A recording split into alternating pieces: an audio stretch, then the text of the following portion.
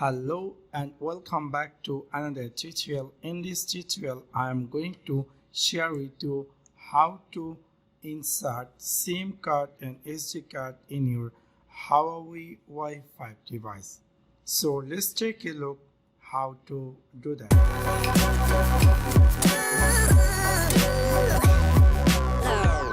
In my site, I will suggest you to add SIM card or SD card in any mobile device. Better you switch off your device. So I'm going to switch off my device, and Huawei Y5 left side you will find your SIM card and SD card slot.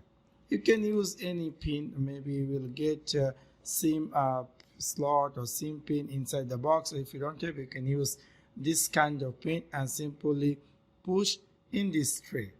And after that you will see there will be a tray come out, and here you can add two nano SIM card and SD card. So you can easily replace or placement your SD card like this, and then if you want to add or use two SIM card you can put like this, and then you can insert in your mobile device. So I'm just going to placement of those SIM card. It's like okay, like this, and after that you can add put inside in your mobile device.